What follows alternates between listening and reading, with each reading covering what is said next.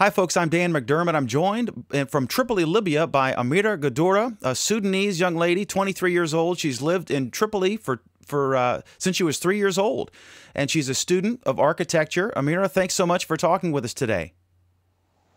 Thank you, Dan. I'm glad I'm here. Okay, so if you could just speak up just a little bit, but let me ask you, first of all, what was yesterday like as you tell us how you found the news out and what was going through your mind as you learned that Muammar Gaddafi met his fate? Well, yesterday it was a crazy day. We were out, and when I just got home, um, before I entered my house, there was a lot of gunshots everywhere. So I thought there was something good news or something. That's why people are firing guns in there. So when I came in, I turned on the TV, and there was breaking news that Muammar Gaddafi was in the hands of the rebels. So me and everyone I know, we didn't believe it right away because we were waiting for confirmation or pictures because it happened before. We heard in the news that Saif al-Islam was in the hands of the rebels, but he turned out he showed up 2 days later. He was not captive. So we waited for 10 minutes or 15 minutes, and then we saw his picture. He was dead, and the rebels said he was shot in crossfire, but there was no news. But everyone was happy, even though we didn't get a lot of information. Because in the street, people are celebrating, they're firing shots in the air, so it was quite a day. Now, there was some criticism I saw an op-ed in the New York Times. I think the UN said that this was a cautionary tale, that they're concerned that some of the fighters are not, that they should have got him alive and sent him to The Hague. Do you think that that's a legitimate criticism, or do you think he got what he deserved and more power to those fighters? Well, yes, I think most of the people I know here, most Libyans, want to see him on trial. They want to see him on court and charge him with his crimes. They want to see him like this. And when they saw him dead, they didn't really ask why, if he was executed or he was just killed. They were happy because he was dead, because they were waiting for this moment, for this war to end. Every day that goes on when Muammar Gaddafi is free, regardless of his if he's free, that means more fighting and a lot of people dying every day, young men. So that they were happy that he is dead. They're not very concerned how he is dead or if he should have been on trial. Maybe other people are like outside Libya or politicians. They're concerned about this, but I think normally Libyans, they are just happy that he is dead. They want to see this era gone. So okay, they don't really care.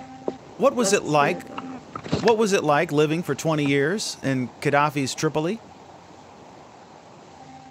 Well, it was, when you put it like this, yes. For the past 20 years, I only witnessed 20 years here in Libya. It has been in power for 40 years. Everything in Libya was Gaddafi. So in school we had to study his green book. It was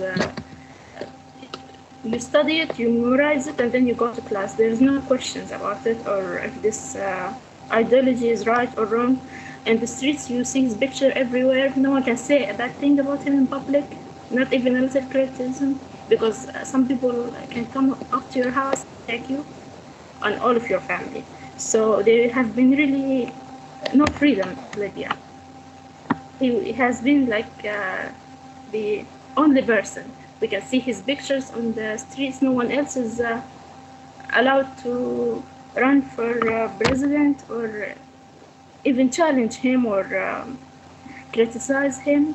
So for now, for the normal Libyans to see him dead, and even before that, his pictures on the street and people are stepping on it, it's something you don't see every day. What about even Libyans? They don't believe it, but it happens. What about your standard of living under Gaddafi? And I mean, did people have jobs?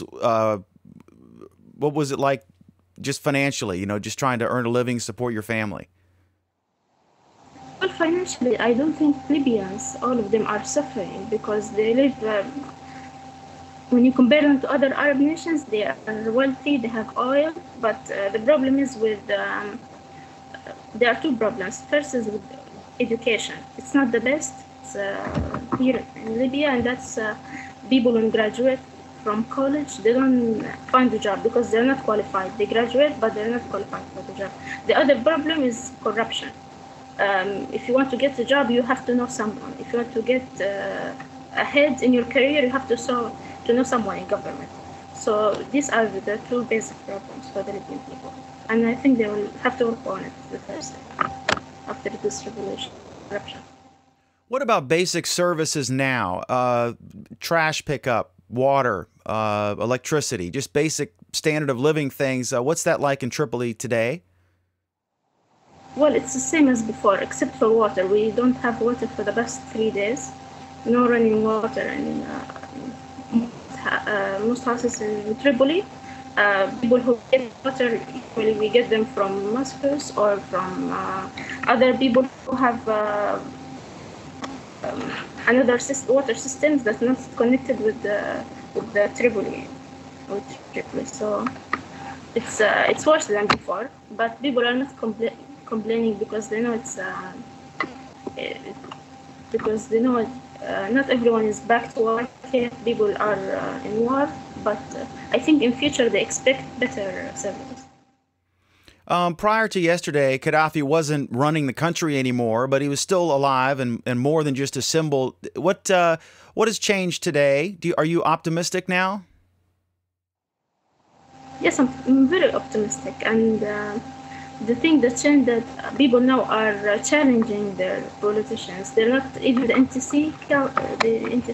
It's not like the same rule as before. People now are talking to them. They are criticizing. They tell them when something is wrong, you should fix it. It's not like before. People are able to talk. Even the supporters of Ghadafi, before he was dead, they can talk on the street, online, everywhere, and it's freedom. So this concept may be new here in Libya, and other people who are living in other countries seems different to them. But to live in a country and be able to criticize your politicians or even politics in public, it's a new thing. And it's not like they have been banned from doing this for 1 year or two for the past 40 years. Some people were born and grew up in this country like this, and for now, so to be able to speak like this, it's a new thing. Do you feel and safe? They're appreciating this freedom. Do you feel safe now? I feel safe. Well, yes, I feel safe, but I've been here for the past 6 months. There has been like street fighting. There has been the NATO in Tripoli with missiles. So we are used to this kind of hearing gunshots every day. So, but in general, yes, I feel safe. Not like before. Before the revolution, we felt more safe. But now, because everyone have guns in the street, you see checkpoints with armed men. We didn't see that before. But I think this is a transitional time. I don't think it will stay like this forever. Everyone is waiting for the police to come back to their normal work and for men to have their guns back to the people who are responsible. Okay. Amira Gadoura from the Sudan, a resident of Tripoli, Libya, for the last 20 years. Thank you so much for speaking with us today. You're welcome. Thank you.